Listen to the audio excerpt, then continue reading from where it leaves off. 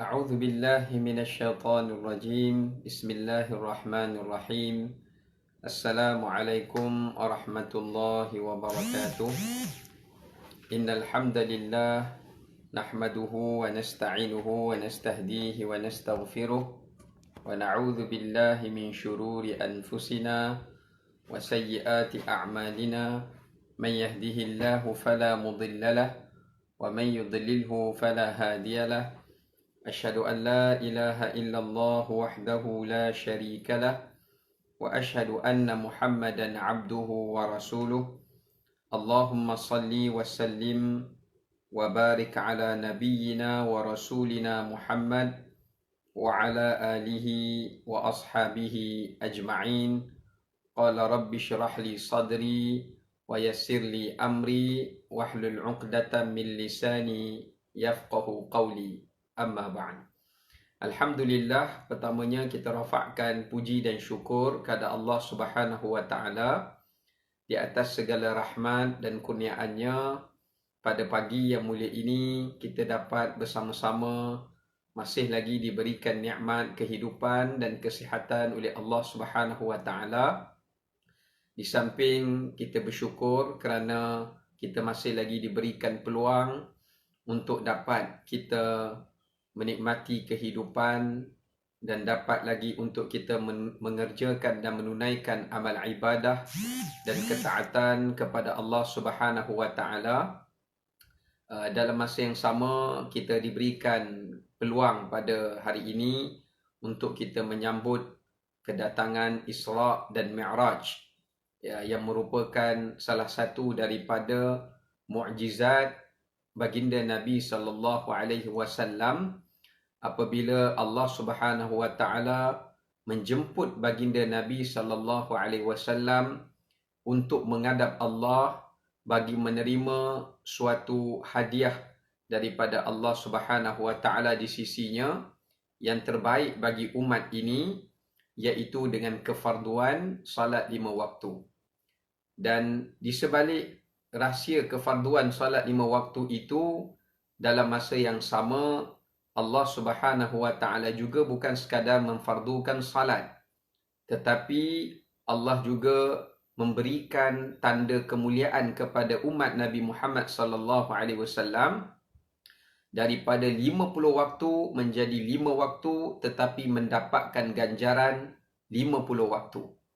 Inilah yang mana satu kelebihan kepada umat baginda Nabi sallallahu alaihi wasallam. Bagi satu kebaikan yang mereka kerjakan akan digandakan dengan 10 kali gandaan. Seperti mana Allah Subhanahu wa taala berfirman, "Man jaa'a bil hasanati falahu 'asyru amsalha." Sesiapa yang mengerjakan suatu kebaikan, maka akan digandakan oleh Allah Subhanahu wa taala dengan 10 gandaan kebaikan. Dan itulah kelebihan yang Allah Ta'ala berikan kepada umat Nabi SAW, yang mana mereka memiliki usia yang pendek, usia yang singkat, namun Allah memberikan kepada mereka iaitu ganjaran yang berlipat kali ganda. Baik, hadirin yang saya kasihi, yang saya muliakan, pada pagi ini saya akan menyampaikan bukan berkenaan dengan tajuk Isra' dan Mi'raj. Barangkali itu banyak pengajian-pengajian yang telah pun kita pelajari mengenainya. Cuma yang saya ingin sampaikan adalah mengenai tajuk mengenali perangkap dan tipu daya iblis dan syaitan. Bila kita menyebutkan tentang iblis dan syaitan, kenapa dipilih tajuk ini? Kena atas permintaan daripada pihak-pihak yang menjemput kuliah ini, ya. Baik, bila kita menyebutkan tentang iblis dan syaitan, kita semua memaklumi bahawasanya di dalam ayat Al-Quranul Karim Allah Subhanahu wa taala menjelaskan tentang permusuhan yang berabad lamanya yang berlaku di antara makhluk Allah, yakni di antara iblis dan juga manusia. Kita semua maklumi bahawasanya permusuhan iblis dan syaitan kepada keturunan umat Nabi Muhammad sallallahu alaihi wasallam dan kepada anak cucu cicit Nabi Adam alaihissalam, ia akan berpanjangan sehingga kepada hari kiamat. Sebab itu dalam ayat Quran Allah Ta'ala menjelaskan, Allah menyatakan bahawasanya innasyaitana lakum aduwwun. Sesungguhnya syaitan itu adalah merupakan musuh bagi kamu. Dalam ayat yang lain Allah menjelaskan bahawasanya syaitan itu adalah merupakan aduwwum mubin, musuh yang nyata. Baik. Kalau kita lihat, permusuhan ini bukan dimulakan oleh manusia.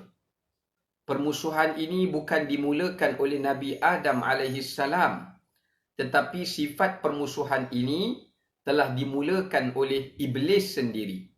Ketika mana ia memulakan permusuhannya apabila Allah Subhanahu wa taala memerintahkan ia untuk sujud kepada Nabi Adam alaihissalam. Namun ia ingkar kerana kesombongannya, kerana keangkuhannya, seperti mana yang Allah rakamkan dalam Quran. Yang mana ia berkata, qala ana khairum minhu khalaqtani min nar wa khalaqtahu min tin.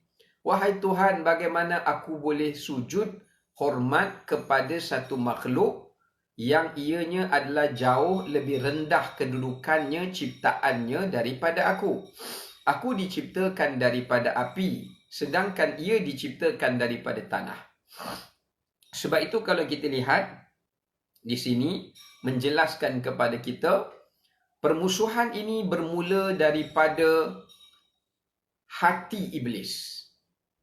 Daripada hati iblis yang kotor, hati iblis yang jahat.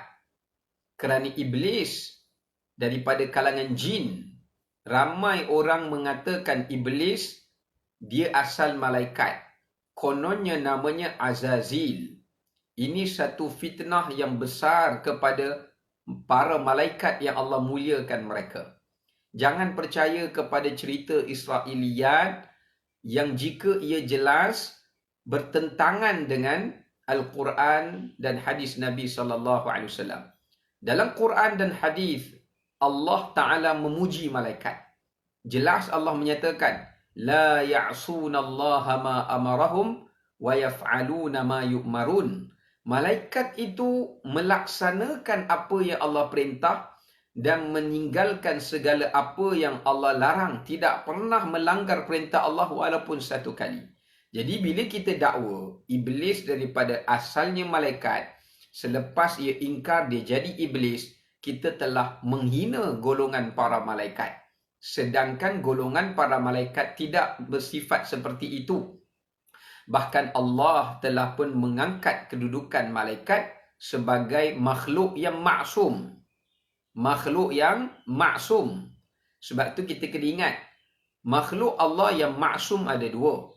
Satu, iaitu di kalangan para Nabi dan Rasul alaihimussalatu wassalam. Nabi dan Rasul, mereka semua maksum. Nombor dua adalah para malaikat. Malaikat pun maksum. Malaikat terselamat daripada tak buat perintah Allah. Malaikat terselamat daripada melanggar larangan Allah. Seperti mana para anbiya alaihimussalatu wassalam.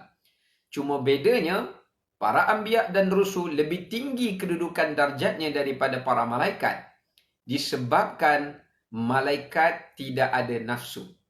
Sedangkan para nabi dan rasul, mereka diberikan nafsu sebagai sifat manusiawi mereka. Namun Allah Subhanahu wa taala memelihara mereka dalam masa yang sama daripada segala dosa-dosa kecil maupun yang besar. Sebab itu kedudukan para nabi dan rasul adalah jauh lebih tinggi daripada para malaikat. Bukan sekadar kerana nafsu itu nafsu yang kamilah, mutakamilah, radiyah, mardiyah, nafsu yang Allah redha, yang tak ada pada malaikat, juga kerana ilmu yang Allah beri kepada Nabi dan Rasul, yang ilmu itu Allah tak berikan pada para malaikat. Sebab itu dalam suratul Baqarah, Allah menyebutkan, وَعَلَّمَ آدَمَ الْأَسْمَاءَ كُلَّهَا.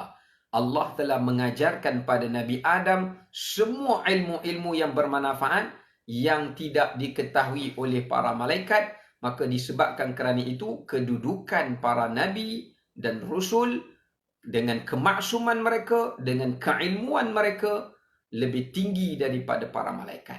Baik, bila kita balik semula, permusuhan iblis dengan Nabi Adam bermula daripada kerosakan hati.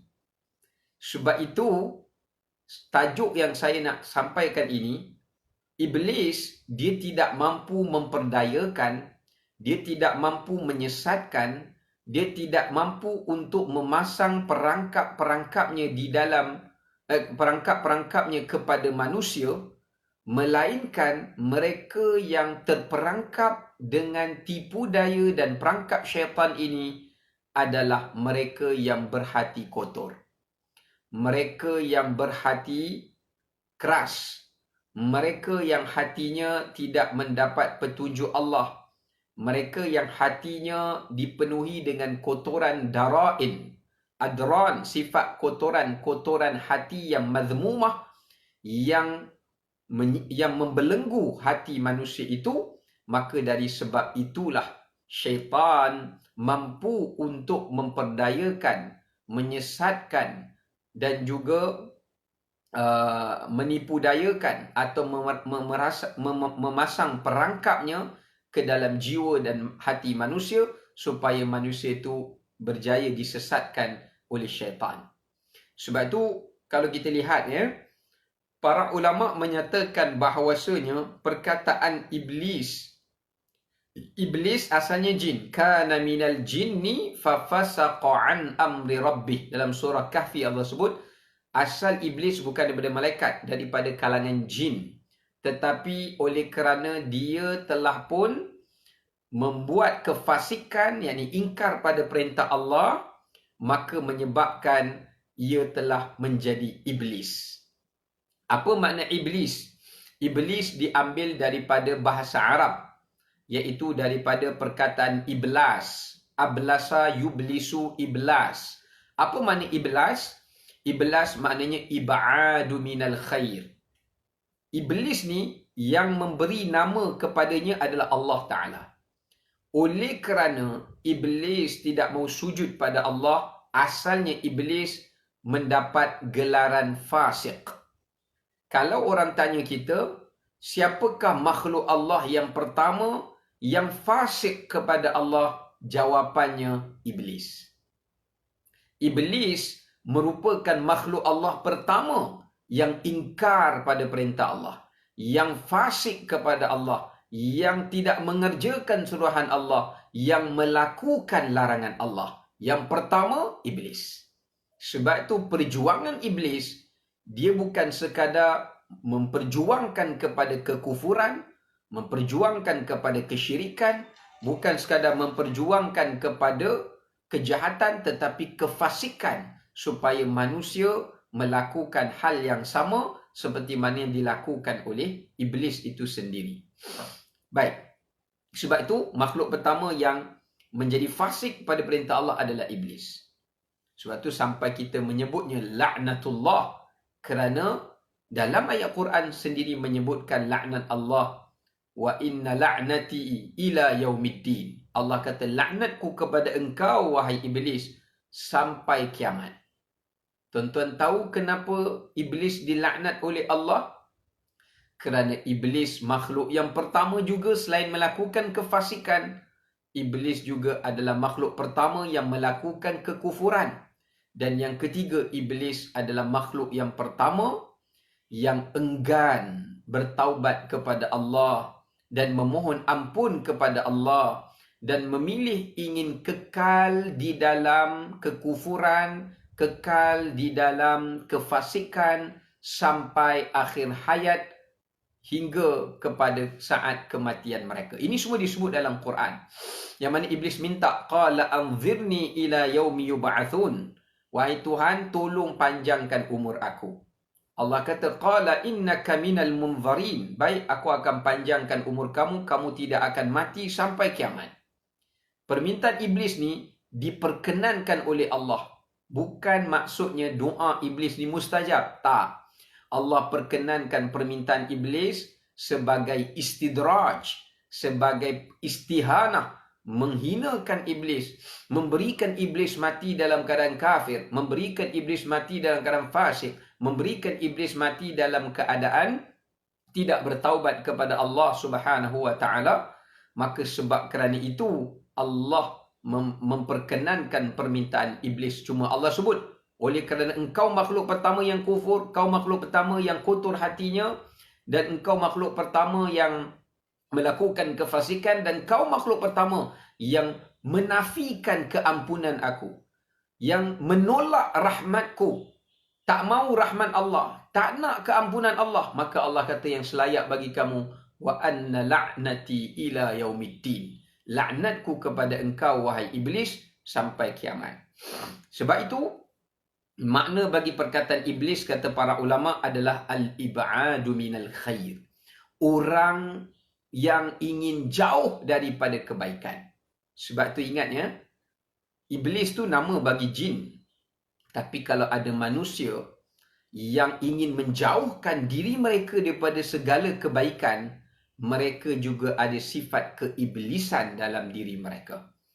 Dan iblis juga ulama kata maknanya al-ya'su min rahmatillah, iaitu orang yang menutup dirinya daripada mengharapkan keampunan dan rahmat Allah. Begitu juga iblis tak mendambakan rahmat Allah, tak mendambakan keampunan Allah. Jadi sesiapa di kalangan manusia yang tidak mengharapkan keampunan Allah, dia tak mendambakan keampunan Allah, dia tidak merasa bernilainya keampunan Allah dan rahmatnya, mereka juga ada sifat keiblisan di dalam diri mereka. Apabila mereka mudah berputus asa daripada rahmat dan memohon keampunan kepada Allah Subhanahu wa ta'ala. Ini apa yang disebutkan oleh para ulama bagi memahamkan kepada kita akan maksud iblis itu sendiri. Ada yang mengatakan iblis itu berasal daripada perkataan ballasa yuballisu tablis, yang memberi maksud membisikkan sesuatu bisikan, hasutan dan tipu daya yang jahat. Daripada situ juga kenapa ia dinamakan iblis. Manakala syaitan, apa beza iblis dengan syaitan? Iblis bapa jin. Yang pertama ingkar, namanya iblis. Anak cucu cicit jin yang ikut dakwah dan ajaran iblis, ia dipanggil sebagai syaitan. Macam kita, bapa kita Nabi Adam AS. Anak cucu cicit Nabi Adam dipanggil Bani Adam, anak keturunan Nabi Adam. Kalau jin, kepala bapanya iblis, keturunan dia yang jahat itu dipanggil syaitan. Dipanggil sebagai syaitan. Sebab itu perkataan syaitan diambil daripada perkataan syatana. Apa makna syatana? Syatana maknanya ba'idah, jauh, menjauhkan diri. Lebih kurang macam makna iblis tadi, menjauhkan diri, menjauhkan diri daripada kebenaran. Kata Imam Ibn Qutaybah, makna syaitan adalah syatinul ba'id anil haq, orang yang menjauhkan dirinya daripada mengikuti kebenaran. Sebab itu, siapa yang tahu benda ini benar, tapi dia tak nak amal, dia tak nak ikut, dia tak nak buat, dia ada sifat kesyaitanan dalam diri dia. Kalau orang tu tahu benda ini baik, ada manfaat dia, ada kebaikan dia, dia tak nak buat, ada sifat kesyaitanan di dalam diri dia. Manakala kata Muhammad ibn Ishaq, beliau mengatakan makna syaitan itu adalah memberontak. Memberontak. Mutamarrid, orang yang memberontak, memberontak terhadap perintah Tuhan. Ini orang yang suka bangkang, orang yang suka ingkar, orang yang suka memberontak. Maka daripada situlah adanya perkataan, terbitnya padanya perkataan syaitan. Sebab tu syaitan bila maksudnya jauh, iblis maknanya jauh, jauh daripada rahmat, jauh daripada syurga, jauh daripada keampunan Allah, jauh daripada kebaikan, jauh daripada petunjuk. Ini semua merujuk kepada iblis dan juga syaitan. Baik, itu sebagai pendahuluannya, mukaddimahnya untuk kita cerita tentang hal ini ya. Baik, cuma dekat sini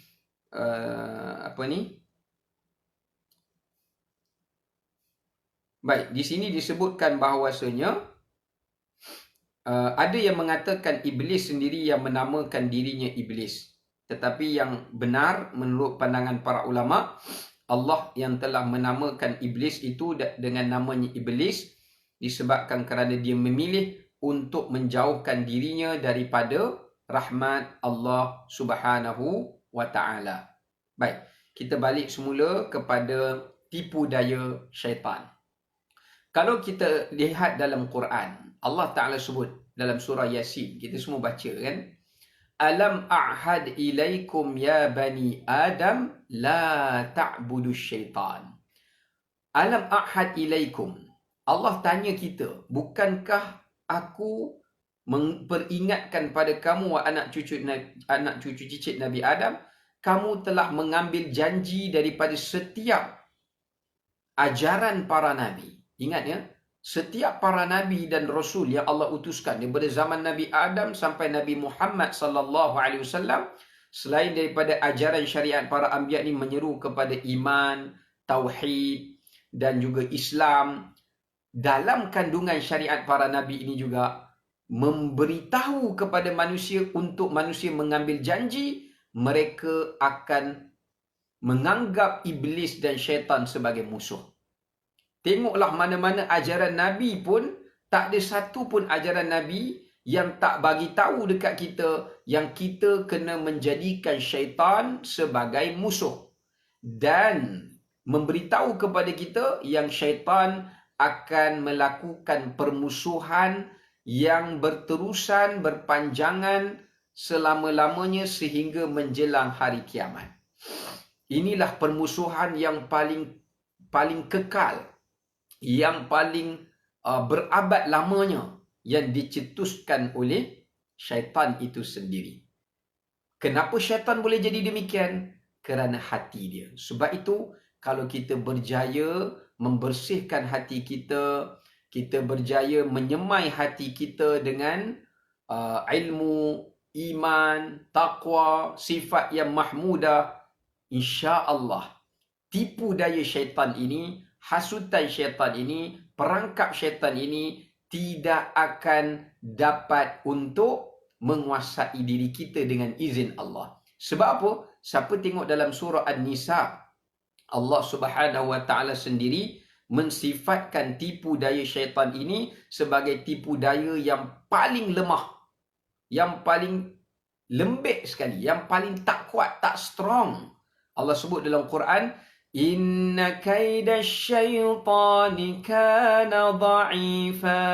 Ketahuilah, sesungguhnya, si Allah bagi lagi streskan, berikan kata penguat, sesungguhnya tipu daya syaitan ini sangat-sangat lemah, dhaif, lemah. Subhanallah, kalau tipu daya syaitan itu lemah, bagaimana syaitan dapat menguasai manusia? Puncanya kata para ulama, seperti mana yang disebutkan oleh Ibnu Qudamah Al-Maqdisi, beliau kata bukan kerana hebatnya syaitan itu, bukan kerana tipu dayanya yang hebat, tetapi kerana manusia itu yang lemah. Bila manusia itu lemah, lemah imannya, lemah ilmunya, lemah akhlaknya, lemah kepribadiannya, dan lemah agama dan syariatnya, dan lemahlah hatinya dengan kotoran, maka syaitan akan menjadi dominan di dalam jiwa dan kehidupan dia. Suatu ingat, Allah ciptakan kita jauh lebih mulia daripada syaitan, daripada jin. Dan Allah ciptakan kita lebih hebat daripada mereka. Dan mereka tidak akan mengatasi kita, melainkan kerana kita yang menjadi hamba Allah yang lemah, kerana kita dilemahkan oleh dunia, dilemahkan oleh kuasa, dilemahkan oleh wanita, dilemahkan oleh perhiasan, dilemahkan kepada segala cubaan-cubaan yang ada, dan syaitan menggunakan alat-alat cubaan inilah untuk melemahkan kita. Ya, ini satu perkara yang perlu untuk kita fahami berdasarkan kepada keterangan ayat Al-Quranul Karim. Kalau kita tengok dalam surah Al-A'raf ayat 14 hingga 17, ya. Syaitan berjanji kepada Allah, kata apa? Qala fa bima aghwaytani la aq'udanna lahum siratakal mustaqim.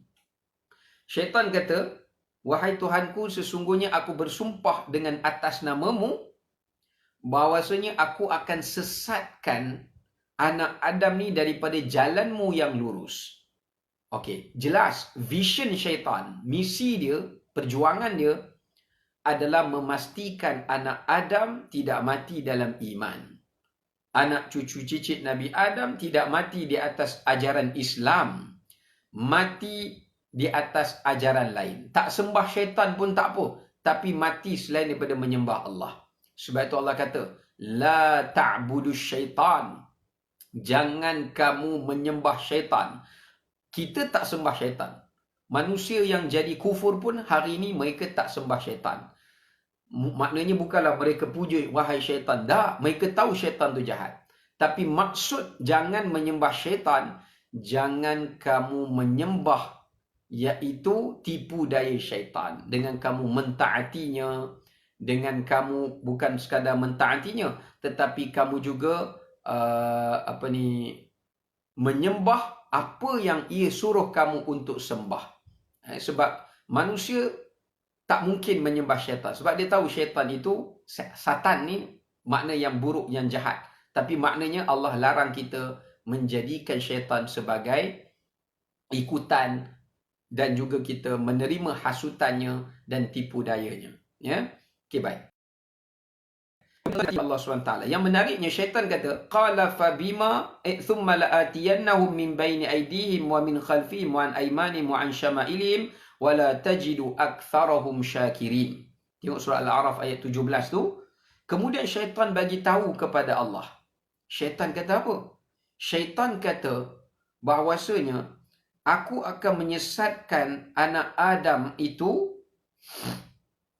Aku akan menyesatkan anak Adam itu adalah dengan aku mendatangi mereka min baini aidihim, di hadapan mereka.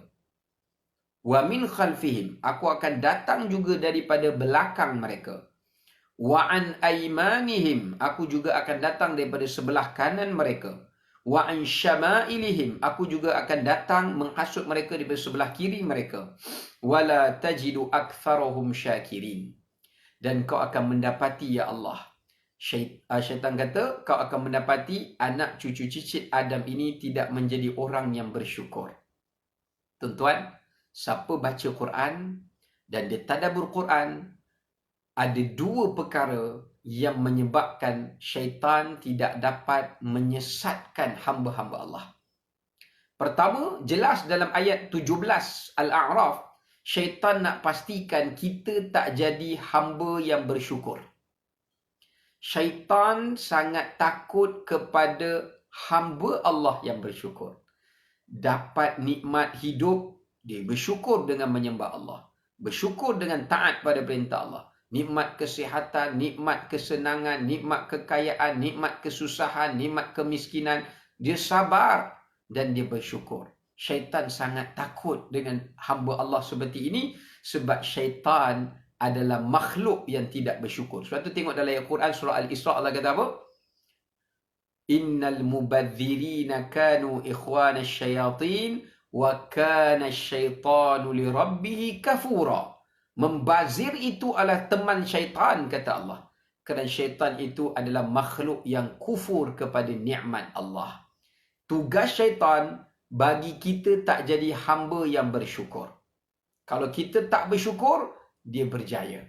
Dan dia akan kuasai manusia yang tak bersyukur pada Allah Ta'ala dengan menggunakan senjata-senjata melalui nikmat-nikmat dunia dan seumpama dengannya untuk melalaikan manusia itu. Yang kedua, kalau kita tengok dalam Quran, syaitan takut dan memperakui di hadapan Allah yang syaitan tidak dapat menyesatkan hamba Allah yang kedua. Selain daripada yang bersyukur, siapa hamba Allah yang ditakuti oleh syaitan? Baik, tengok surah Al-Hijr Ayat yang ke-40.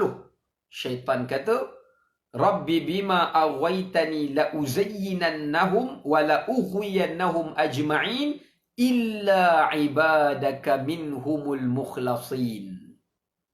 Syaitan kata, aku akan hiaskan mereka dengan bermacam hiasan, tipu daya dan sebagainya, ya Allah. Dan aku akan sesatkan mereka supaya keluar daripada menyembahmu. Tetapi syaitan sendiri cakap, bukan Allah bagi tahu. Syaitan sendiri mengaku di hadapan Allah, illa ibadaka minhumul mukhlasin. Tapi ya Allah, ada satu hamba Allah, hamba engkau ini ya Allah, aku memang tak boleh buat apa kat dia. Give up. Angkat bendera putih. Hamba engkau yang mukhlasin. Tengok pada ayat yang ke-40 tu, kecuali zuriat-zuriat Adam hambamu yang dibersihkan hatinya daripada segala kotoran. Ikhlas. Iblis takut pada hamba Allah yang ikhlas. Apa makna ikhlas? Al-khalis. Ikhlas maknanya suci dan bersih. Iaitu bersihnya akidah dia, bersihnya amalan dia daripada riak, dia ikhlas pada Allah. Bersihnya hatinya daripada sifat kotoran hati. Bila bersih 3 perkara ini pada anak Adam, bersih imannya, kepercayaannya daripada syirik, bersihnya amalan dia daripada riak, sum'ah dan sebagainya, bersihnya hatinya daripada sifat-sifat mazmumah, syaitan akan angkat bendera putih. Syaitan kata kepada kuncunya, orang macam ini, kamu tidak ada jalan untuk menyesatkan dia. Jadi ingat syaitan akan cuba gagalkan kita daripada 2 sudut. Pertama, syaitan bagi kepercayaan kita salah, amalan kita rosak, dan juga hati kita kotor. Yang keempat, syaitan nak jadikan kita hamba yang kufur, tak ingat pada Allah, tak syukur pada Allah, tapi memuja dan memuji selain daripada Allah yang memberi rezeki dan nikmat. Ini antara agenda syaitan. Kita baru cerita agenda syaitan. Kita belum cerita lagi tipu daya syaitan. Baik. Kemudian hadirin yang saya kasih yang dimuliakan, saya nak balik pada surah Al-A'raf tu. Saya nak bacakan tafsir berkenaan surah Al-A'raf. Kenapa syaitan kata dia akan datang daripada sebelah hadapan? Bila dia nak sesatkan kita, dia datang towards kita, hadapan kita. Kata Imam At-Tabari, datang daripada arah hadapan itu, maknanya dia akan datang daripada arah akhirat kita. Bila kita nak menuju balik ke akhirat, nak balik menuju ke barzakh, kita nak ingat Allah, nak balik, nak buat persediaan menghadapi akhirat, syaitan akan blok kita. Sekat. Dia akan halang daripada kita ingat akhirat, daripada kita ingat mati, daripada kita ingat bekalan nak menuju akhirat. Ini arah pertama yang syaitan akan datang. Syaitan akan pastikan kita tak ingat akhirat. Kita tak ingat syurga. Walaupun syurga itu adalah tempat asal kita. Syaitan akan lupakan. Syaitan akan bagi kita tak ingat akan rahmat Allah, syafaat, keampunan Allah di sana, keredaan Allah di sana, ganjaran Allah di sana. Syaitan akan kaburkan. Dan syaitan akan suruh kita ingat yang ada di hadapan kita sekarang ini. Ya. Baik. Kemudian yang kedua, wa min khalfihim. Syaitan akan datang daripada arah belakang kita.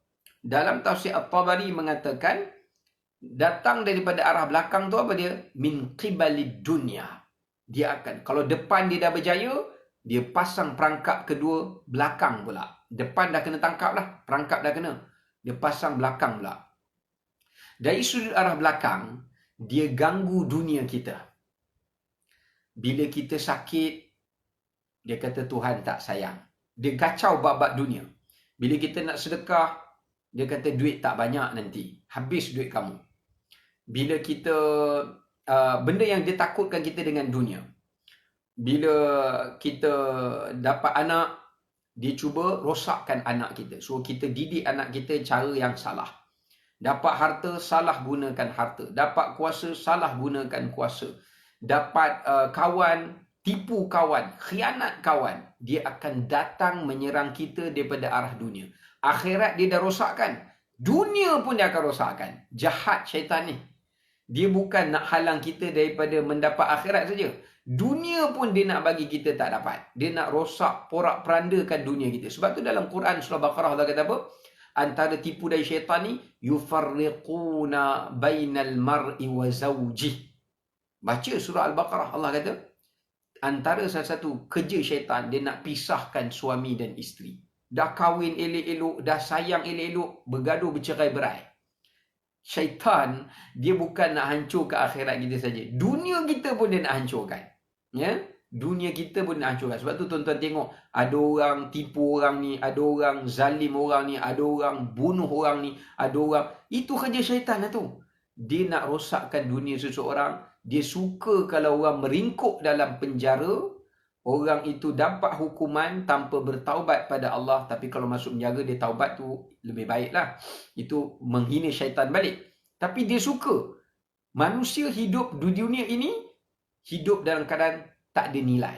Sebab tu kadang-kadang kita sedih tengok orang Islam banyak masalah sosial. Orang Islam terbabit dengan dadah. Syaitan cukup suka. Dia tepuk tangan menunjukkan misi dia berjaya. Ya? Kerana dia telah menjadikan hidup manusia ni tiada nilainya melainkan seperti hayawan. Ya? Baik yang orang Islam ke atau orang bukan Islam, maka itulah menunjukkan keberjayaan tipu daya syaitan. Walaupun tipu dayanya lemah, tapi manusia itu yang telah menjadi lemah. Kemudian syaitan akan datang daripada sebelah kanan. Apakah sebelah kanan itu? Min qibalil haq. Bila kita nak berhijrah, kita nak ikut kebaikan, kita nak buat benda amal saleh, dia sekat kita lagi. Dia pasang perangkap yang ketiga pula. Kita nak buat benda baik je, dia create macam ni. Alasan macam tu lah, yang ni lah. Kita nak bertaubat, dia kata nanti hilang kawan lah. Kau ni bukan baik sangat lah. Nanti orang kata kau baru nak datang masjid, sebelum ni tak datang lah. Macam-macam. Ini kita akan detailkan nanti. Kemudian, dah pasang perangkap ketiga, dia pasang yang keempat, habislah tuan-tuan. Dia datang sebelah kiri pula. Wa an syama'ilihim min qibalil batil. Dia akan datang daripada sebelah arah kiri, sebelah arah kanan. Dia datang untuk jahilkan kita. Ya? Iaitu tashabbuhu alaihim bi amri dinihim. Dia bagi kita salah faham tentang Islam. Yang sebelah kanan tadi tu. Kita nak buat amal soleh, dia halang. Kita belajar, dia bagi kita sesat, faham benda lain. Itu yang kita tengok, bercambah ajaran sesat tu.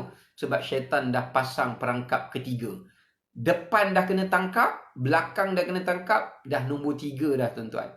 Siapa yang terpalit ajaran sesat, buat amalan ibadat yang sesat, buat perkara bid'ah yang sesat, buat perkara-perkara yang direka-reka dalam agama yang tak ada dalam syariat Nabi SAW, dan juga salah faham tentang Islam, meragukan Nabi Muhammad dan Quran, ini dah kena perangkap ketiga dah. Susah dah. Melainkan dia taubat pada Allah. Dan bila keempat, syaitan akan memasang perangkap, menggalakkan kita buat maksiat. Mengatakan buat jahat ini tak apa, nanti Allah boleh ampunkan. Dia mula pasang perangkap yang keempat tuan-tuan. Yang syaitan tak boleh datang daripada arah atas dan daripada arah bawah sahaja. Wallahu alam, sebagian ulama mengatakan daripada arah atas itu kerana ia merujuk kepada rahmat Allah, hidayah Allah kepada hamba-hambanya. Minta maaf, daripada arah atas tu kalau hamba-hamba Allah yang ingin memohon rahmat, memohon hidayah dan memohon petunjuk Allah SWT. Dan daripada arah bawah itu, jika seseorang hamba Allah Ta'ala itu tadi ingin memohon keampunan dan kembali pada Allah. Ini ada dikatakan, ya, kenapa daripada arah atas dan bawah sedemikian. Baik, sekarang ni kita nak balik semula kepada tipu daya syaitan. Baru kita masuk pada topik kita pada pagi ini. Yang pertama, tipu daya syaitan, kalau kita tengok apakah strateginya, perangkapnya yang ia lakukan. Yang pertama, al-waswasah. Al-waswasah. Ini perangkap syaitan yang pertama, namanya waswas. Apa makna waswas? Hadithun nafs was sautul khafi. iaitu bisikan-bisikan halus, bisikan-bisikan nafsu dan suara yang halus yang kadang-kala kita terdetik dalam hati kita atau kita dengar bisikan itu perlahan-lahan di telinga kita atau di fikiran kita. Ini tanda syaitan sedang memasukkan perangkap dan tipu daya yang pertamanya namanya was-was. Ya. Baik. Ulama mengatakan was-was merupakan a'zam makaidus syaitan. Strategi perangkap syaitan yang paling hebat. Dalam banyak-banyak perangkap dia, yang ni yang paling hebat. Yang paling syaitan suka gunalah. Strategi atau modul yang dia paling suka pakai. Ya. Sebab itu, apa makna was-was? Tadi kita dah sebut dah. Bisikan jahat, bisikan keraguan, bisikan tipu daya yang datang pelan-pelan dalam hati, fikiran dan di telinga kita. Ya. Baik. Dalam hadis Bukhari dan Muslim, Nabi SAW ada menyatakan dalam riwayat Abu Hurairah radhiyallahu anhu, Nabi bersabda, Nabi kata apa? Ya'ti syaitanu fi ahadikum. Syaitan ni akan datang kepada kamu. Macam mana kita nak tahu dia datang dan dia sedang memasang perangkap was-was? Syaitan akan suruh kamu berfikir. Man khalaqa kadha wa man khalaqa kadha. Syaitan datang dan dibisikkan, siapa ya buat langit ni ya? Bagus, dia ajak kita tafakur. Itu was-was. Dia kelirukan kita. Dia bagi kita tak ragu-ragu. Kita tak boleh beza mana yang hak dan yang batil. Itu bahaya was-was ni. Ya, dia bagi kita nampak benda yang baik itu jahat, yang jahat itu baik. Oh, ini sangat bahaya. Ya. Sehingga kan Nabi kata, bila dia kata ciptakan ini, siapa ciptakan itu, siapa cipta itu, last kali dia akan tanya, waman khalaqa rabbuk. Siapa pula yang rabbak? Siapa pula yang telah menciptakan Tuhan kau? Mula-mula kita kata, oh ini Tuhan cipta ni. Tapi kalau semua Tuhan cipta, siapa cipta Tuhan? Nampak? Pernah tak kadang-kadang terlintas dalam hati kita fikiran macam tu? Macam kita dah mula start nak meragukan sesuatu. Kenapa Allah bagi subuh 2 rakaat? Padahal subuh kan waktu yang bagus. Kenapa tak bagi 4? Seronok sikitlah semayang. Kita dah mula argue. Persoal. Bertanya. Kenapa Allah Ta'ala bagi kita sembah dia tak nampak dia? Bagilah nampak. Contoh. Kenapa Allah Ta'ala tak nampakkan pada manusia ni neraka dia? Kan senang orang nampak neraka, orang boleh insaf. Ini semua syaitan datang dalam bentuk waswasah. Waswasah. Sebab itu, kalau kita tengok dalam ayat Quran, siapakah manusia pertama yang terkena perangkap was-was ini? Subhanallah. Allah cerita dalam Quran. Yang pertama termakan perangkap was-was ini, Allahu Akbar, ala Nabi Adam AS dan Sayyidatina Hawa. Ya? Ini bukan saya yang cakap, tuan-tuan. Tuan-tuan rujuk dalam Quran, dalam surah Al-A'raf pada ayat yang ke-20. Allah sebut apa? فَوَسْوَسَ لَهُمَا الشَّيْطَانُ لِيُبْدِيَ لَهُمَا مَا وُرِيَ عَنْهُمَا مِنْ سَوْآتِهِمَا وَقَالَ مَا نَهَاكُمَا رَبُّكُمَا عَنْ هَذِهِ الشَّجَرَةِ إِلَّا أَنْ تَكُونَا مَلَكَيْنِ أَوْ تَكُونَا مِنَ الْخَالِدِينَ.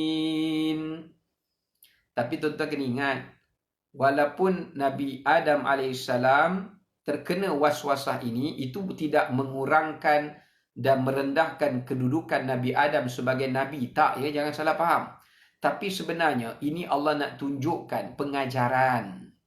Pengajaran, kalau Nabi Adam tak termakan waswas syaitan, kita semua tak wujud, tuan-tuan. Ini semua atas perancangan Allah. Kita semua tak wujud sebab Nabi Adam akan duduk dalam syurga. Dan bila duduk dalam syurga, dan syurga tak boleh beranak pinak. Jadi kita semua tak akan wujud. Keturunan Nabi Adam tidak akan ada.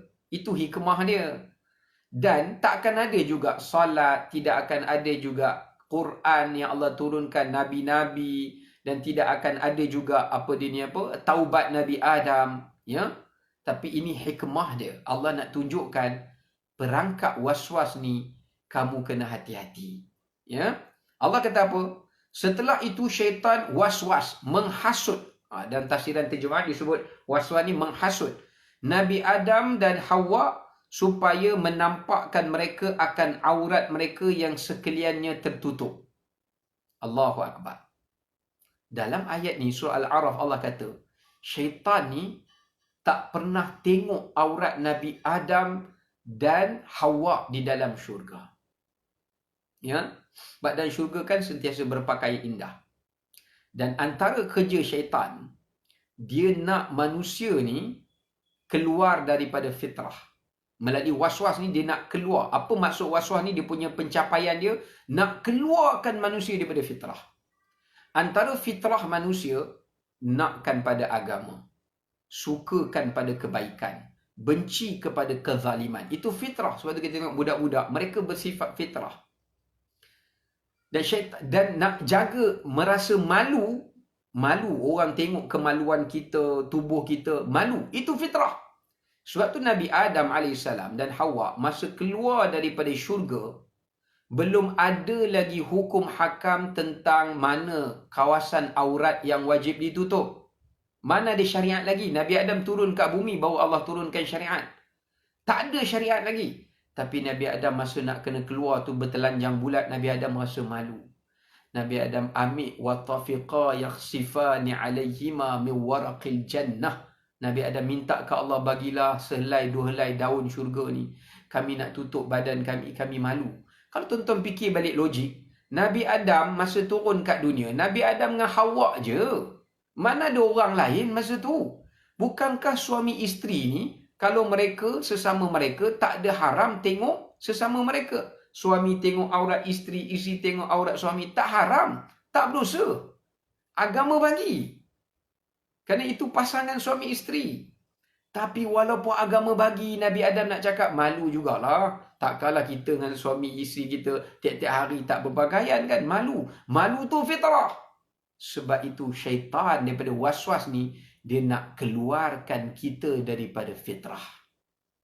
Daripada lelaki nak jadi perempuan, perempuan nak jadi lelaki, yang apa saja mengeluarkan daripada fitrah, ini termakan kepada sifat waswas. Lepas tu kalau kita tanya orang, saya, Allah sendiri ceritakan saya nak suka jadi perempuan. Bohong.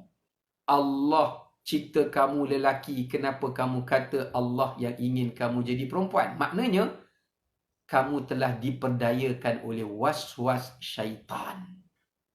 Sebab itu, syaitan masa dia nak tanggalkan pakaian Nabi Adam dan Hawa, syaitan kata apa? Wahai Adam, Tuhan larang kamu menghampiri pokok khuld. Dikatakan pokok khuld. Ya, kerana apa? Sebab, dua sebab. Waswas. Apa makna waswas? Syaitan reka satu benda, kemudian dia hasut orang tu. Padahal benda yang direka tu tak betul pun. Sebab itu termasuk antara waswas, sangka buruk.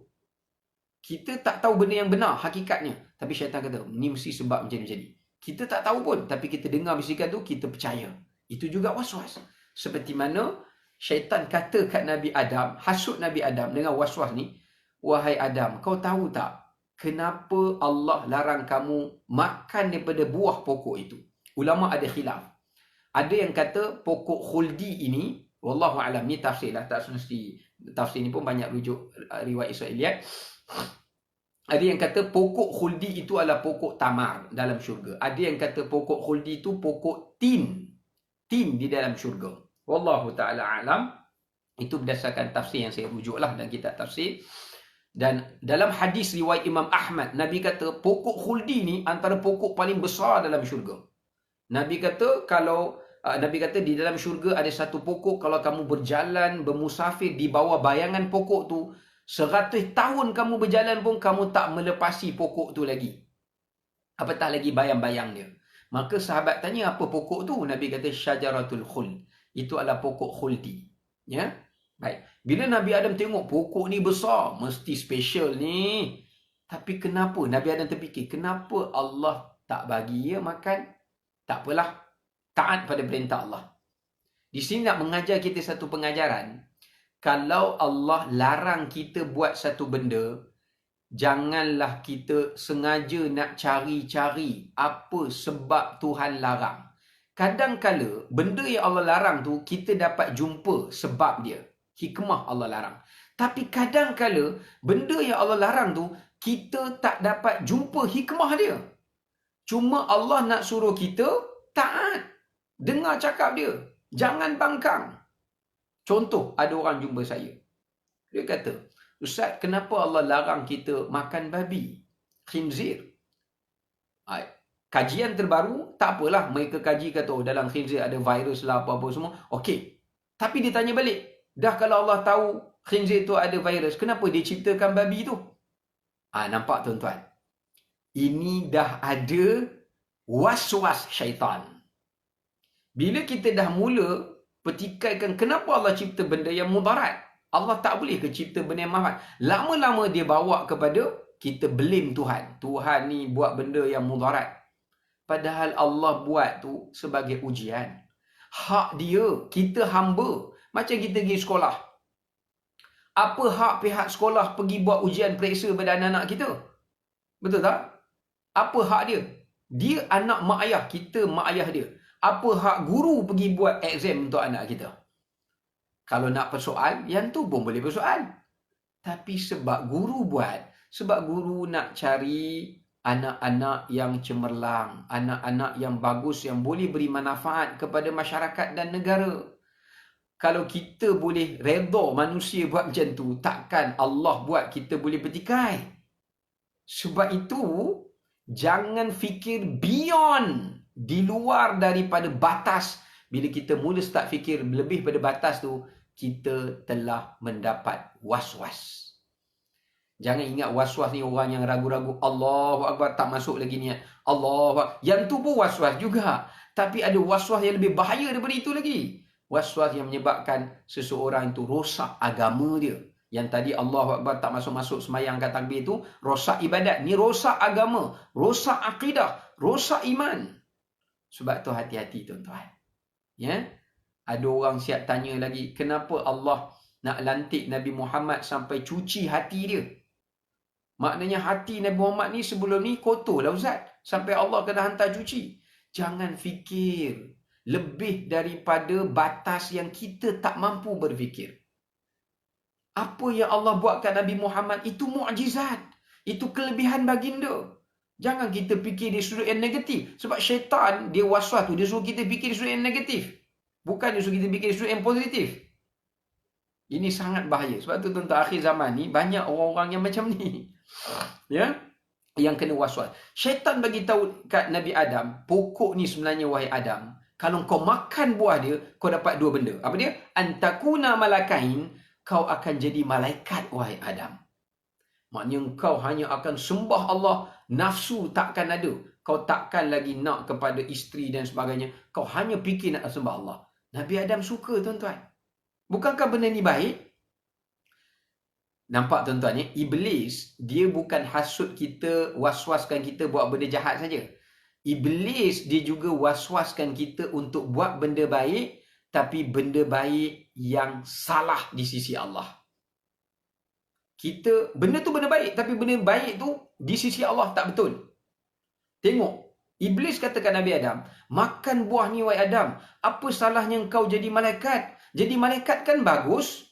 Malaikat kan taat pada perintah Allah, takkan ingkar pada perintah Allah. Kau ada nafsu, takut-takut nafsu tu akan menyebabkan kau ingkar pada perintah Allah. Baik, kau makan buah ni, kau jadi malaikat, kau takkan ingkar pada perintah Allah selama-lamanya. Tuan-tuan tengok, macam mana hari ni kita tengok Iblis ajar orang reka agama. Buat agama bukannya salah. Daripada solat 5 waktu, kita jadikan solat 10 waktu. Kan lagi bagus. Daripada solat 5 waktu sikit. Kita solatlah sehari 10 waktu. Tambahkan. Lepas subuh, kita buat solat fardu. Duha kita wajibkan seperti subuh. Lepas tu, adanya solat zawal sebelum zuhur, kita wajibkan lagi. Dah 2 dah kita wajibkan. Nombor 3, kita wajibkan solat ghurub ketika nak terbenam matahari. Kemudian yang keempat, kita wajibkan solat pula, iaitu solat tahajud. Jadi dia wajibkan benda yang sunat, yang Allah tak wajibkan. Dia juga telah menjadi orang yang berdosa dan mengubah agama Allah. Sebab tu kena ingat tuan-tuan. Hati-hati. Syaitan dia bukan sesatkan kita suruh kita buat benda tak baik saja. Dia boleh juga sesatkan kita dengan suruh kita buat benda yang baik. Tapi benda yang baik tu hingga menyebabkan kita rosakkan agama. Lepas tu tuan-tuan tengok ada orang mengaku diri dia Nabi. Dia kata apa salahnya mengaku diri kau Nabi? Bukankah lepas Nabi Muhammad dah wafat, kalau tak ada Nabi lagi, nanti akan sesat manusia. Kau dakwa diri kau Nabi, bukankah benda baik? Mengaku diri Nabi kan baik. Syaitan bagi dia nampak benda tu baik. Ya? Kerana maksudnya engkau menjadi penyambung ajaran Nabi Muhammad. Maknanya engkau jugalah seorang Nabi. Dia juga boleh perdayakan kita macam tu tuan-tuan. Yang kedua, Iblis katakan Nabi Adam, makanlah pokok ni. Sebab kalau kau makan, kau akan kekal dalam syurga. Kau takkan keluar lagi dari syurga ini. Dan itu kan bukankah kekal dalam syurga? Kan bukankah benda yang baik? Macam itulah syaitan cakap kat kita. Kau semayang saja. Jangan keluar pergi kerja. Anak isteri kau tak makan tak apa. Yang penting kau semayang. Tuan-tuan, syaitan dia akan suruh kita buat benda yang tak betul. Sebab itu Nabi sangat marah orang yang kena waswas syaitan ni. Di zaman Nabi pernah datang 3 orang lelaki di rumah Nabi SAW. Ada seorang datang tanya kepada Sayyidatina Aisyah tentang amalan Rasulullah SAW. Nak tahu amalan Nabi Muhammad macam mana. Kemudian salah seorang cakap,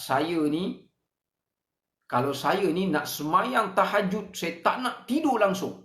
Isteri saya tak nak layan isteri saya. Tak nak bersama dengan isteri saya di malam hari. Pedulikan dia. Saya nak semayang tahajud saja. Saya tak nak tidur malam.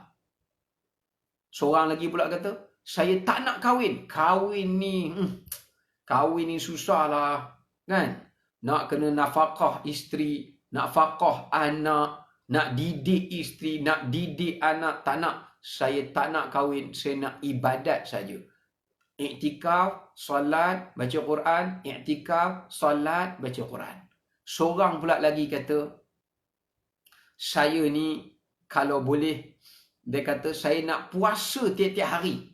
Saya tak nak tinggal sehari pun tak puasa, melainkan hari yang Allah kata jangan puasa. Bila Nabi dengar 3 orang ni cakap, Nabi jadi marah.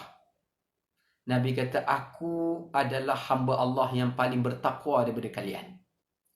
Aku berkahwin. Kamu tadi cakap tak nak kahwin kan? Aku berkahwin. Sedangkan aku lebih bertakwa pada Allah. Aku juga solat malam. Tapi ada malam aku tidur dan aku melayan isteriku. Aku juga berpuasa. Tapi ada hari aku berbuka. Kemudian Nabi tutup dengan kata-kata yang pancung yang paling hebat. Siapa tak suka sunnahku, dia bukan umat aku. Tuan-tuan tengok. Maknanya, saya nak ceritakan. Sahabat, 3 orang sahabat tadi. Bukanlah kita kata. Ini nak menunjukkan Allah pelihara sahabat tadi tu. Sebab Nabi perbetulkan. Nak katakan syaitan ni dia boleh bisikkan kita macam-macam. Kita nampak satu benda ni betul, kita tak nampak benda lain betul dah. Padahal, tuan-tuan, kita dalam agama Islam ni, Allah suruh buat semua perintah Allah.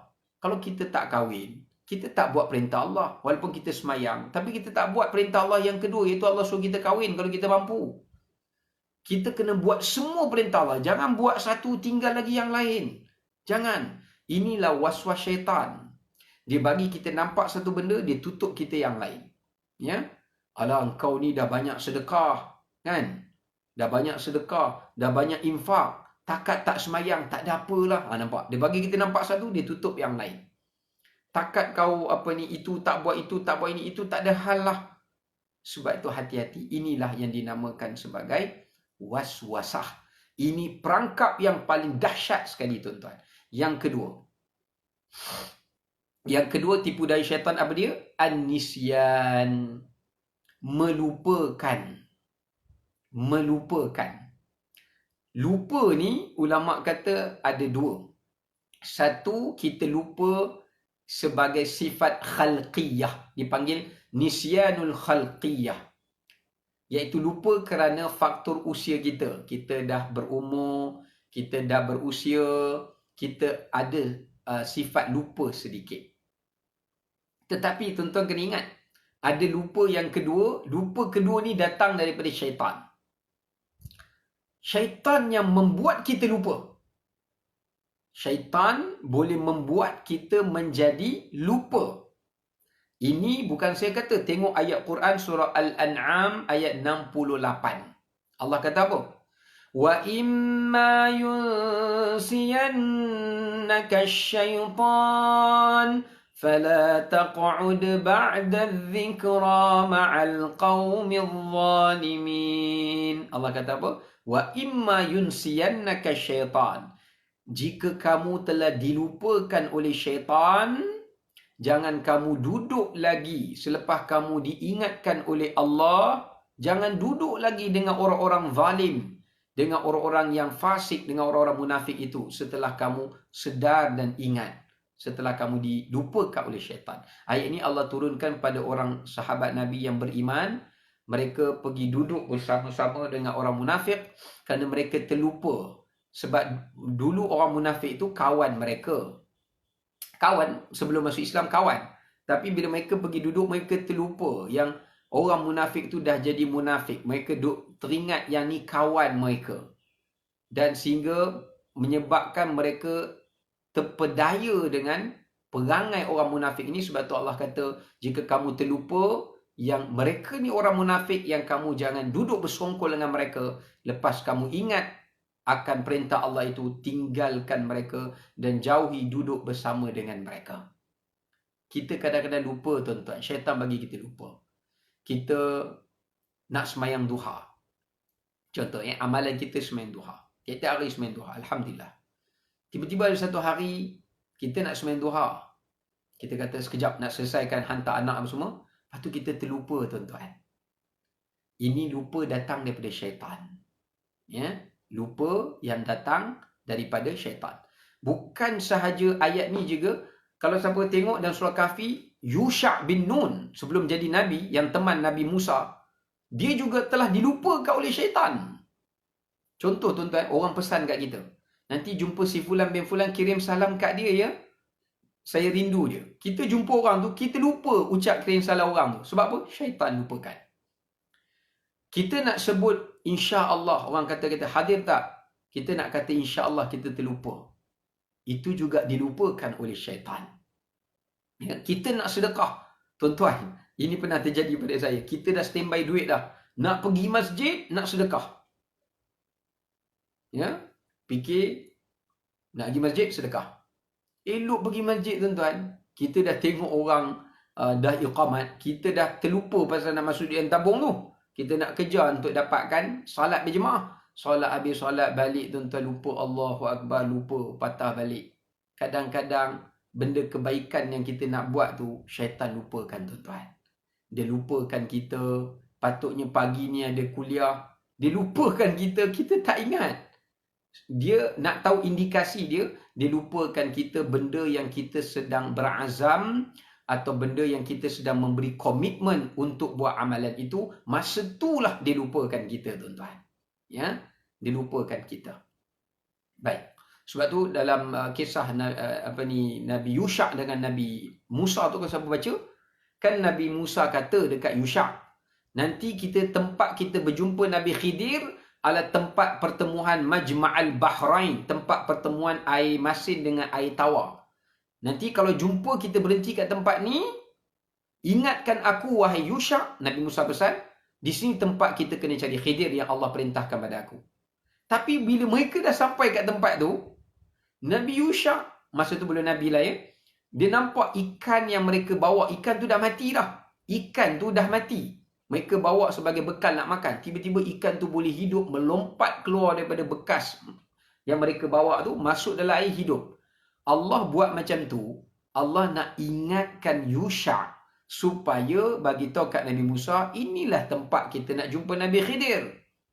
Tapi sebab terpesonanya Yusha melihat ikan dah mati masuk dalam air boleh hidup, dia lupa itulah tempat. Sampai mereka dah berjalan jauh, barulah Nabi Musa kata lapar, nak makan, tengok ikan tak ada, barulah teringat Yusha, Allah, ikan tadi dah lompat masuk dalam air, dah hidup dah.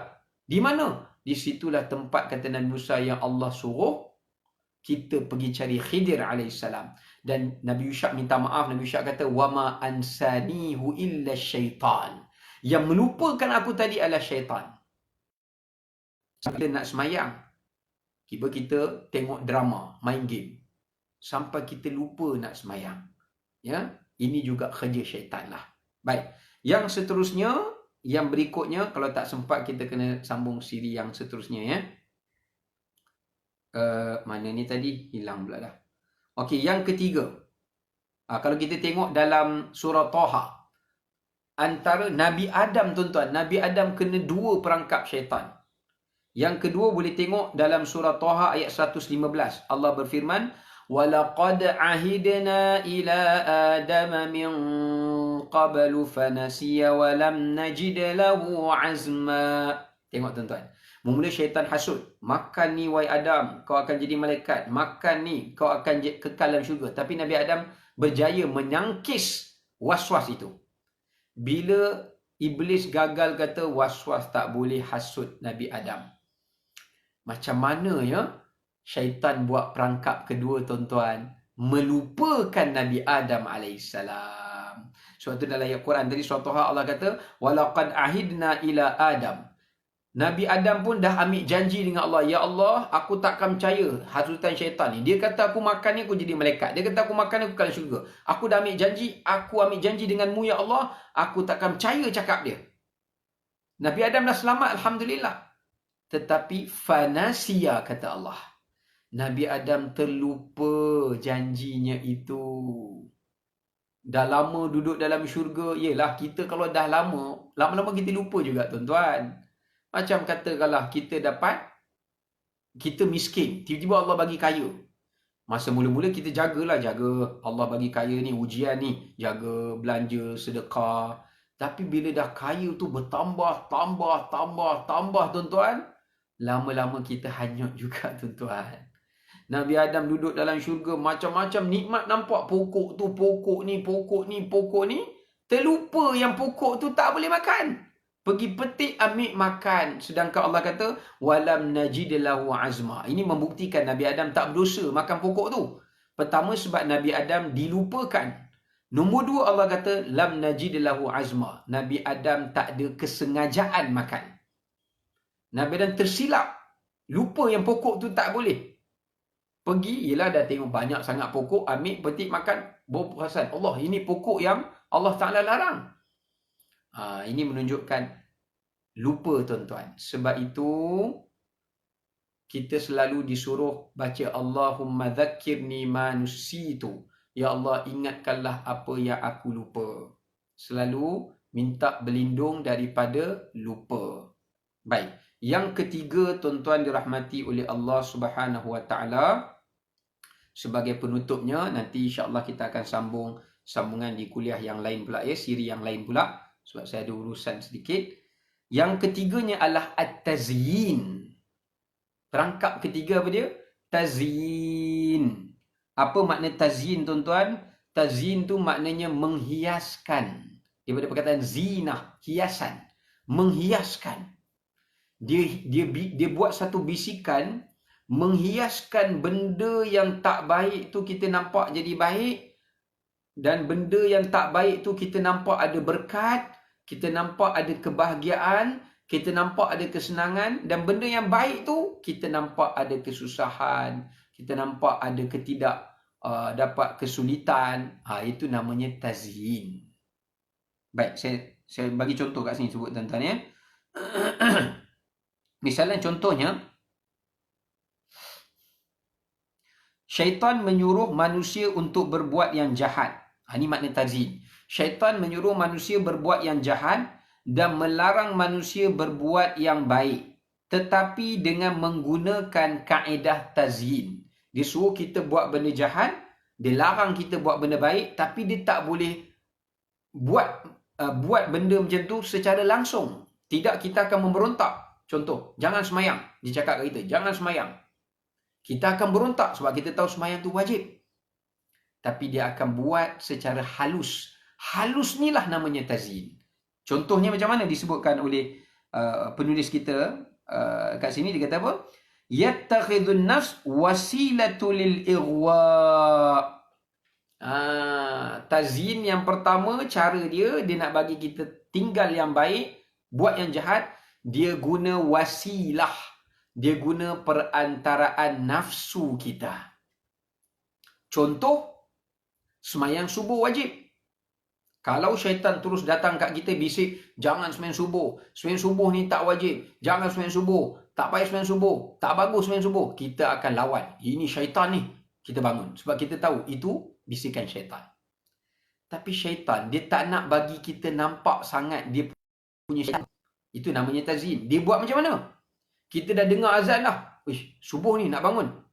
Dia masuk melalui nafsu kita. Nafsu kata, ya, semayang subuh wajib. Kau nak semayang subuh. Tapi sikit lagi. Sikit lagi. Tidur sikit lagi. Lagi 10 minit, bangun. Itu syaitan, tuan-tuan. Lepas 10 minit, kita tak bangun dah, tuan-tuan. Dia kata, 5 minit lagi. Sikit lagi. Masa masih ada. Masa masih ada. Kesian. Kau perlu rehat. Badan kau penat. Kau mengantuk. Inilah namanya tazyin. Kalau syaitan terus direct kata, jangan semayang. Kita tahu tu syaitan. Kita akan lawan. Ni syaitan ni. Ada dia kata, jangan semayang. No, kita semangat lagi. Tapi bila dia kata, tak boleh semayang. Semayanglah. Dia tak larang kita semayang. Kau semayang subuh. Tapi sebelum semayang subuh, tidurlah sikit lagi. Subuh masih ada. Subuh masih panjang. Sampailah kita drag, tarik masa. Sampailah kita semayang subuh, hujung-hujung nak syuruk. Dia berjaya juga sebab sengaja melewatkan semayang. Dia dapat kemenangan kat situ. Atau sampai terlepas terus subuh tu. Dia siap kata, tak apa. Terlepas pun kau tertidur. Kau boleh qada. Nampak? Tazyin lagi. Jangan rasa bersalah. Kau tertidur, dia kata. Bukan kau sengaja tak nak semayang. Kau tertidur nak buat macam mana? Badan letih, dia cakap. Tuan-tuan, inilah tazyin. Padahal kita dah sedar dah. Kita nak bangun subuh dah. Dia guna alasan tidur kita tu supaya kita tinggalkan solat subuh. Ya? Sama jugalah. Tazyin ni macam mana? Buat dosa. Kau jangan risau. Kau buat dosa. Ya, ini memang dosa besar. Ya, kau kena insaf. Kau kena tahu. Ini dosa besar. Jangan kata dosa besar ni halal. Tak. Tapi ingat. Allah tu maha pengampun. Besar mana pun dosa engkau, lebih besar keampunan Allah. Tapi sebelum tu, kau buatlah dosa ini. Sebab nanti kau tak dapat rasanya lagi. Jangan risau. Kalau kau buat dosa, Allah ada. Allah mengampunkan. Inilah tazyin, tuan-tuan. Dia pandai trik kita, tuan-tuan. Ya? Jangan risau. Engkau akan umur panjang. Nanti esok hari tua, kau minta ampun pada Allah. Buat ibadat pada Allah banyak-banyak. Istighfar pada Allah. Jangan risau. Umur kau panjang. Tengok esok mati, tuan-tuan. Wal'iyadzubillah. Inilah kerja syaitan. Ya? Yang dinamakan sebagai tazyin. Ya? Samalah juga macam kalau kita nak baca Quran. Dia akan cakap kita, baca Quran. Ya? Dia tak halang kita baca Quran. Tapi masa kita tengah baca, dia bisik. Ish, kau baca Quran ni dah banyak ni. Kan? Simpanlah hari esok sikit. Ya? Ataupun dia bisik tazyin kan, dia bagi amalan kita nampak cantik. Ish, hebatnya kau baca Quran. Kenapa kau tak bagi orang dengar? Kalau orang dengar, mesti orang puji kau baca. Ini semua tazyin, kerja tazyin. Sebab tu kalau siapa tengok dalam Quran, Allah ada cerita tentang tazyin syaitan ini. Ya. Contohnya, kita tengok di dalam firman Allah Subhanahu Wa Taala. Mana ni ayat dia ni? Saya tak jumpa pula. Okey, tengok surah An-Nahlu, surah Lebah ya. Ayat 63. Allah kata apa? Laqad tallahi laqad arsalna ila umamin min qablika fazayyana lahumusy syaitanu a'malahum. Demi Allah, kami telah mengutuskan bagi umat-umat terdahulu rasul-rasul untuk mereka. Tapi apa kerja syaitan? Allah kata fazayyana, syaitan telah menghiaskan amalan mereka sehingga mereka tak nampak amalan mereka itu salah. Sama juga boleh tengok di dalam ayat Al-Quran yang lain yang mana Allah Subhanahu Wa Taala menyebutkan dalam surah Fatir ayat 8, afaman zuyyina lahu su'u amalihi fara'ahu hasana. Tidakkah kamu melihat manusia yang telah dihiaskannya oleh syaitan amalan jahatnya sampai dia nampak amalan jahat tu baik. Saya bagi contoh tuan-tuan. Saya bagi contoh. Dia kata, kau curilah harta orang. Kau curi, tapi kau tolong orang. Maka kau tak berdosa. Allah tahu tujuan kau nak tolong orang. Walaupun dengan cara kau mencuri. Tuan-tuan tengok, inilah tazyin. Jadi orang pun macam Robin Hood lah. Dia rompak harta orang. Dia dapat harta yang banyak hasil rompakan. Dia pergi jumpa orang miskin. Dia beli roti. Dia bagi makan. Dia kata Allah takkan kira dosa kamu tu. Sebab kamu tolong orang. Dosa merompak mencuri tu akan digugurkan dengan dosa sedekah kamu. Jangan kau khawatir. Inilah tazyin tuan-tuan. Contoh lain lagi. Duit riba, duit interest bank. Kita ambil duit interest. Ambil duit ni. Kenapa tak ambil duit ni? Kan? Ini kita pun lawan. Ini duit riba, duit interest, duit bunga. Tak, ini darurat. Kau dalam keadaan darurat, kau perlukan duit, kau perlukan belanja. Sedangkan kita ada pilihan tempat yang halal. Yang tu dia tak ingatkan kita. Tak apa kau ambil duit ni, tak apa. Kau simpan duit kau kat tempat riba ni, tak apa. Nanti dapat duit interest, kau sedekahkan duit interest tu. Tapi duit kau masih simpan kat tempat riba, tak apa. Tuan-tuan, inilah tazyin. Dia larang kita ambil duit riba, tapi dia suruh kita labur tempat riba. Inilah tazyin yang banyak manusia terperangkap. Ya? Tak apa kau bangun sembahyang tahajud, kau buat amalan ini, kau buat amalan itu, kau buat amalan ini. Amalan ini dah cukup banyak dah. Kalau atakkah ada dosa-dosa kau dengan orang lain, itu bukannya besar mana pun nak dibandingkan dengan amalan kamu yang hebat.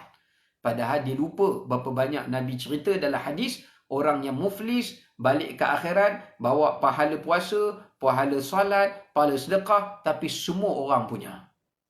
Inilah tazyin tuan-tuan. Sebab itu berhati-hatilah dengan tazyin syaitan ini, ya. Syaitan ini. Kemudian contoh lain yang kedua. Bentuk tazyin syaitan ni. Menamakan benda-benda yang haram bukan pada namanya kerana untuk mencari alasan bagi menghalalkannya. Ini juga tazyin. Ini bukannya contohlah, katakanlah seseorang tu dia bekerja dekat kilang arak. Ya, kilang arak. Dia kata, kau bukan minum arak pun. Ya. Kau bekerja bukan buat arak, kau kerja di cashier saja, jual arak. Bukan kau jual. Bukan kau toke pun. Kau pekerja yang jual arak ni, toke kedai ni. Kau hanya bekerja yang hanya scan saja. Bagi kau orang. Scan. Bukan arak tu kau punya. Yang empunya arak itu, tuan empunya kedai dan kilang itu. Kau hanya tolong wakil saja. Jadi tak haram. Ini contoh tipu daya syaitan tuan-tuan. Ya, dia cuba pusing sampai yang arak ini bukan arak, ini namanya whisky. Ini bukannya anak zina, ini namanya anak tak sah taraf. supaya orang tak nampak benda tu sebagai benda yang rasa berdosa. Ini bukan rasuah, ni duit kopi, ni hadiah. Ini semua adalah tipu daya syaitan. Syaitan suruh kita namakan benda lain dan nampak kita benda yang lain supaya dia berjaya menyesatkan kita atau mengekalkan kita di dalam kesesatan. Ya. Baik, saya rasa sekadar itu sahaja untuk pagi ini. Nanti insya-Allah untuk siri yang kedua, kita akan bukan sekadar kita akan bongkar lagi tipu daya syaitan ini, dan kita akan cerita pula apakah langkah-langkah mencegah dan untuk kita melawan tipu daya syaitan tersebut, insya-Allah. Jadi saya ucapkan terima kasih kepada semua yang menonton daripada awal sehingga ke penghujung ini. Jazakumullah khairul jazak. Cuma saya minta untuk terus setiap yang menonton tolong share kepada rakan-rakan dalam Facebook masing-masing, dalam grup WhatsApp dan sebagainya, supaya mereka dapat belajar juga mengenali tipu daya syaitan. Sebab Allah kata kepada kita dalam Quran, ya ayyuhalladzina amanu la tattabi'u khutuwatis syaitan. Allah kata, wahai orang-orang beriman, jangan kamu ikut langkah perangkap syaitan. Allah Ta'ala tak kata jangan ikut syaitan, tapi Allah Ta'ala kata jangan ikut langkah dan perangkap syaitan. Sebab kita takkan ikut syaitan. Syaitan pun tahu, kita pun tahu. Kita takkan ikut dia, kita tahu dia jahat. Tapi syaitan nak bagi kita ikut dia. Dia bukan suruh kita ikut dia secara directly. Dia suruh kita ikut dia secara indirectly, secara tidak langsung, melalui perangkap-perangkap yang telah dia pasang. Contoh, kita tengok satu perempuan, kita mula minta nombor telefon dia, kita sembang-sembang dengan dia dalam telefon. Dia cakap kat kita, kamu bukan berzina pun. Kamu sembang je. Tanya khabar, tanya macam mana kerja. Walaupun orang lelaki tu dah ada isteri, yang perempuan tu dah ada suami, kita sembang bab kerja je. Ini bukan haram, ini tazin. Tapi lama-lama tuan-tuan, bila kita dah lama duduk dalam perangkap syaitan tu, dia kata, dia dah mulalah masuk. Tengok suami kau ni, dia masuk bisik, was-was. Tazin gabung was-was. Tengok suami kau ni tak ambil berat macam mana lelaki ni. Yang ni pula, tengok isteri kau tak layan kau macam perempuan ni. Last sekali bercerai-berai. Jadi kahwin dengan ambil isteri orang, yang ni ambil suami orang. Inilah tazin dan was-was. Jadi kita mohon perlindungan kepada Allah supaya Allah melindungi kita daripada kejahatan-kejahatan ini. Wallahu ta'ala alam bisawab. Kita tangguh dengan tasbih kafarah. Subhanakallah bihamdik. Asyhadu an la ilaha illa anta astaghfiruka wa atubu ilaik. Wassalamualaikum warahmatullahi wabarakatuh.